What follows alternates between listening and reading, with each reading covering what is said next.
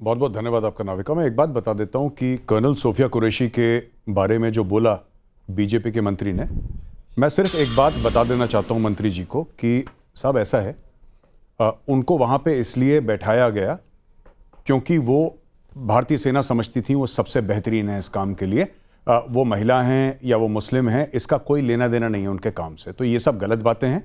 और जो उन मंत्री ने बोला, उस मंत्री ने, मुझे बहुत बुरा लगा। ये बहुत खराब चीज़ है। और जो बाकी लोगों ने भी बोला कि इसकी जाति क्या है, ये सब, ये देखिए मैं आपको एक बात बताऊं कि जो सेना है ना, सेना चाहे 1962 में चाइनीज़ फौज हमसे कई गुना बड़ी थी, लेकिन यही सेना है जिसने रिजांगला की ऊंचाइयों में 112 फौजी 3000 चीनियों से लड़ गए। 112 हमारे 3000 से लड़ गए और 114 वीरगति को प्राप्त हो गए एक दिन में। तो जब ये देखिए, हम चीन को भी संभाल लेंगे, हम पाकिस्तान को भी संभाल लेंगे, लेकिन ये जो अंदर माहौल है ना, इससे मैं आपको बता रहा हूं सेना खत्म हो जाएगी अंदर से अगर ये सब चीजें हो गई। मुझे नहीं पता कांग्रेस बीजेपी का या समाजवादी पार्टी का या कोई और पार्टी का, मैं क्षमा चाहूंगा हाथ जोड़ के साहब, मुझे इसके बारे में कोई नॉलेज नहीं है, मुझे पता ही नहीं है, मैं इस मामले में बिल्कुल ब्लैंक हूं। लेकिन मैं सिर्फ आपसे ये कह रहा हूं कि ये जो भारतीय सेना है ये नहीं लड़ पाएगी इन सब चीजों से, उसकी कैपेबिलिटी नहीं है, नहीं लड़ जाएगी वो। भारतीय सेना का मनोबल टूट जाएगा। तो चाहे आप भाजपा के हों, चाहे आप कांग्रेस के हों, as a ex serviceman, as a veteran, सिर्फ मेरी आपसे हाथ जोड़ के सर झुका के एक विनती है कि सब ये चीन से भिड़ जाएंगे ना, ये पाकिस्तान से भिड़ जाएंगे, सबसे भिड़ जाएंगे, लेकिन ये हैंडल करने की क्षमता फौज में नहीं है। तो जो भी कर रहा है, जिस भी पॉलिटिकल पार्टी का कर रहा है, आप फौज की छाती में वो खंजर उतार रहे हैं जिससे फौज कभी उभर नहीं पाएगी, क्योंकि फौज को पता नहीं है कि करना कैसे है, इसका जवाब कैसे देना है, और वो कभी जवाब नहीं देते। जब आप बोलेंगे आर्मी चीफ को सड़क का गुंडा, फौज से कोई जवाब नहीं आएगा, फौज से कोई जवाब नहीं आएगा, फौज ने कभी जवाब नहीं दिया। आप कुछ कर लें, फौज अपना जवाब देती है ऑपरेशन सिंदूर में। अंदर क्या हो रहा है ये तो आपको संभालना है। ये जितने भी पॉलिटिकल पार्टी के यहां पे मेरे बहुत काबिल पैनलिस्ट बैठे हैं, मैं आपको ये बताना चाहता हूं, ये आपकी तो फौज है, ये तो आपकी फौज है, और फौज सेवा करती है भारत की, भारत के संविधान की, भारत के लोगों की, ये आपकी फौज है। आप इसको संभाल के रखेंगे तो वो आपकी मर्जी, और अगर आप कुछ और करना चाहेंगे वो भी आपकी मर्जी। ये जो भी पूछा जाती पूछी फौजियों से, इसमें भी फौज कुछ नहीं बोलेगी, आप देख लेना। आप कुछ भी कर लीजिए, फौज कभी आपको जवाब देगी ही नहीं, वो फौज की ट्रेनिंग में शामिल नहीं है। लेकिन मुझे लगता है कि जिस शिद्दत के साथ हमारी आर्मी हमारे साथ खड़ी रहती है, हमें लगता है कि हम सब जिस भी पॉलिटिकल पार्टी के हों, हमें भी अपनी आर्मी के साथ, नेवी के साथ, एयरफोर्स के साथ उसी शिद्दत के साथ खड़ा होना चाहिए। अनुराग भदौरिया जी, जो आपने गलतियां गिनाई सही थी, लेकिन यहां तो माफी आनी चाहिए कि नहीं? अब मैं अपना जवाब दे दूं। देखिए, अभी बात तो मैं पहले पूरा जवाब दे दूं। बीजेपी प्रवक्ता ने बोला टर्की के साथ ट्रेड। भाई, आपने 1971 की बात की, मैंने आपको माना कि इस देश के अंदर में लास्ट 30 साल से 20 साल से भी भारतीय जनता पार्टी की सरकार है। क्या भारतीय जनता पार्टी की सरकार ने टर्की के साथ सारे ट्रेड बंद नहीं कर देने चाहिए थे, जब आपको पता था कि वो पाकिस्तान के साथ हमेशा सपोर्ट करता है? आप जानते थे कि वो पाकिस्तान के सपोर्ट में रहता है, हमारे सपोर्ट में नहीं रहता, तो 20 साल से आपने क्यों उसके साथ ट्रेड चालू रखा? क्यों आपने उसके लोगों को यहां पे काम दिया एयरपोर्ट पे? क्या आपके इंटेलिजेंस डिपार्टमेंट, आईबी डिपार्टमेंट काम नहीं करता है क्या? फिर कैसे काम मिल गया उनको?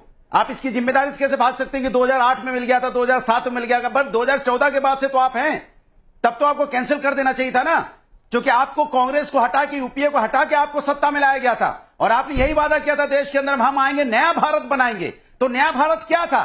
नया भारत वही था ना जो आपने सपना दिखाया था, हम आएंगे, भ्रष्टाचार खत्म होगा, हम आएंगे, देश अपने पैरों पर खड़ा होगा, हम आएंगे, देश आगे जाएगा। तो आप देश को आगे ले जाने के लिए आपने बात की थी, और टर्की के साथ यहां पे ट्रेड चलता रहा, और हमारे जो दुश्मन है उन्हें काम मिलता रहा, और आप कह रहे 2008 में हुआ था, तो फिर आप क्या कर रहे थे आप? तो सवाल यह है कि आप हर चीज को जब आप नाकाम हो जाते हो तो पीछे डालना चाहते हो, या तो नेहरू जी पे चले जाओगे या 2014 के पीछे चले जाओगे। लास्ट 20-30 सालों में 2 डिकेड से आपकी सरकार है, आप इसे नकार नहीं कर सकते, और अपनी नाकामी मैं आज की बात कर रही हूं। रामगोपाल यादव जी का आज का स्टेटमेंट था, इस पर आप जवाब क्यों नहीं दे रहे? आपको एक सैनिक ने, एक पूर्व सैनिक ने यहां बैठकर कहा, और मैं आपसे कह रही हूं कि क्या सेना से माफी मांगनी चाहिए? आप इस सवाल से भाग क्यों रहे हैं अनुराग भदौरिया जी? आप हर बात को घुमा क्यों रहे हैं? आपको आंख में आंख डालकर देखने में दिक्कत होती है क्या? बोलने के बाद शूट एंड स्कूट कर लेते हैं आप। अनुराग ढांडा जी, मैं आ रही हूं आपके पास, लेकिन अनुराग भदौरिया जी, चाहता हूं तो आप चिल्लाने लगते हैं, दिक्कत ही है। नहीं, आपके लेक्चर सुनने के लिए नहीं बैठी हूं ना। जो सवाल पूछ रही हूं उसका जवाब नहीं मिलेगा तो मैं पूछूंगी दोबारा से, आपको याद कराऊंगी दोबारा से। आप मुझे डराने के लिए नहीं बैठे, मैं यहां आपसे सवाल पूछने के लिए बैठी हूं। नहीं, जाति पूछ रहे हैं आर्मी वालों की। अनुराग ढांडा, अब आम आदमी पार्टी को पीओके चाहिए, पेस्ट्री है क्या, यूं उठाकर ले आएंगे? अभी इस देश पर हमला हुआ है, पहलगाम में जो हुआ उसका जवाब दिया गया है। अनुराग भदौरिया जी को नया भारत नहीं नजर आ रहा, शायद लखनऊ से दूर बादल छाए हुए होंगे, उन्हें नजर नहीं आ रहा, बाकी पूरे देश को नया भारत नजर आ रहा है। अनुराग ढांडा जी, मैं आज आपसे भी पूछना चाहती हूं, ये जाति जनगणना क्या आर्मी से शुरू होनी चाहिए? नया भारत में क्या नजर आ रहा है? बेरोजगारी?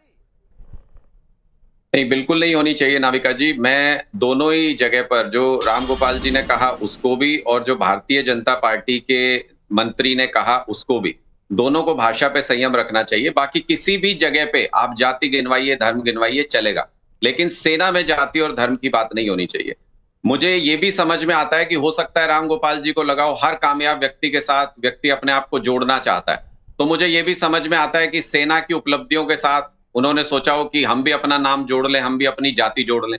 लेकिन जो भारतीय जनता पार्टी के मंत्री ने कहा नाविका जी, वो तो देशद्रोह है, वो देशद्रोह से कम नहीं है। उसको मंत्री पद से अभी तक बर्खास्त हो जाना चाहिए था, हुए नहीं है।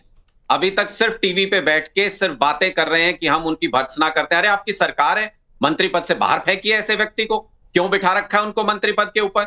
दूसरी बात नाविका जी, पूरे देश के अंदर आज इस बात को लेकर चर्चा है कि जो सरकार बैठी है सत्ता में, वो देश से गद्दारी कर रही है, धोखा कर रही है। आप मेरे शब्दों पे मत जाइएगा, मैं पूरी बात समझाऊंगा आपको, आप भी कहेंगे इस बात को।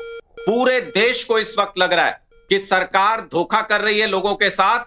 जब हम पूरी तरह से एडवांटेज में थे, जब हमारी हवाई सेना के सारे हमले कामयाब हो रहे थे, जब पाकिस्तान के सारे हमले नाकामयाब हो रहे थे, जब हम एडवांटेज पोजीशन में थे, अमेरिका के दबाव में सीज फायर कर देंगे, अमेरिका घोषित करेगा उसको भी, तो और देश बोलेगा नहीं, चुप बैठ जाएं, कुछ ना करें।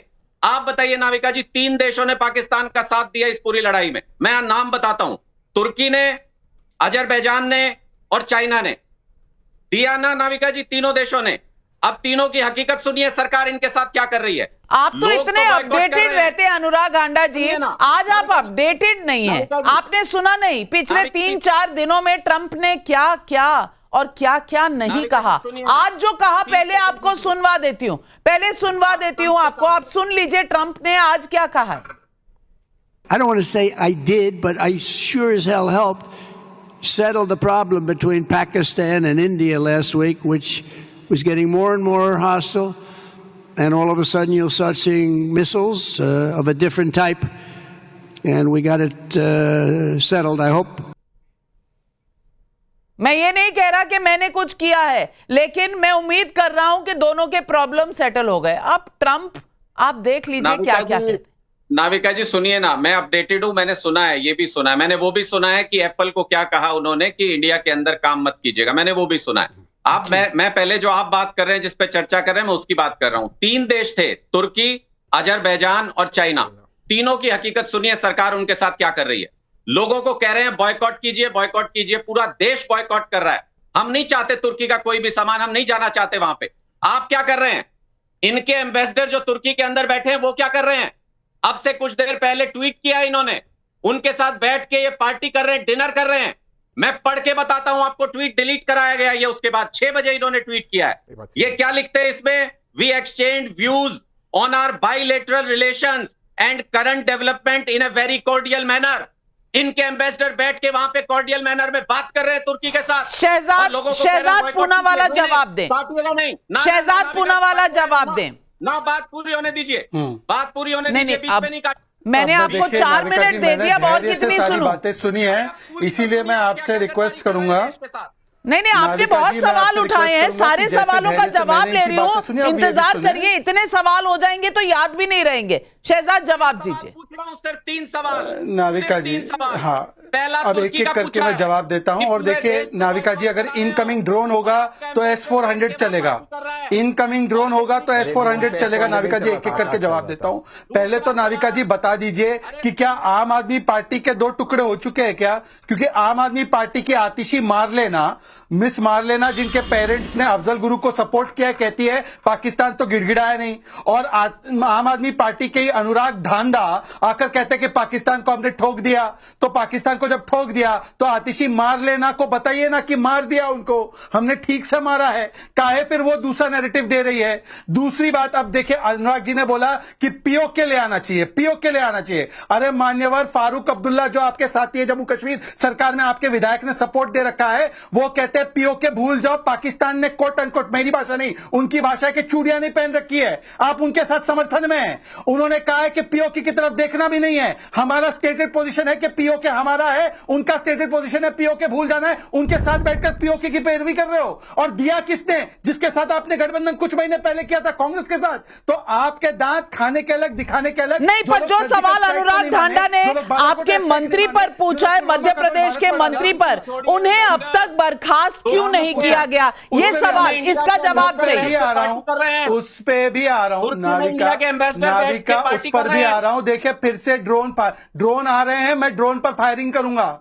नाविका, फिर से ड्रोन, शाब्दिक ड्रोन चल रहे हैं। देखिए नाविका जी, आपने इस शो में देखा होगा, और गौरव आर्या, मैं नहीं समझता ये पूर्व सैनिक है, कोई सैनिक पूर्व नहीं होता। सैनिक always lives throughout his life as a सैनिक। वो वेटरन जरूर है पर वो रिटायर्ड नहीं है। और गौरव आर्या जी के सामने नतमस्तक होते हुए मैं आपके सामने कह रहा हूं, नो इफ नो बट, जो वो मंत्री ने कहा गलत है, कार्रवाई होनी चाहिए। पर अनुराग धांधा और अनुराग भदौरिया दोनों डबल ए ने डबल ए बैटरी के साथ जाकर वहां पर समर्थन किया रामगोपाल यादव का। वरना कल की डिबेट में मुझे भी बुलाइए और अनुराग भदौरिया को कि वो माफी मांगते कि नहीं मांगते।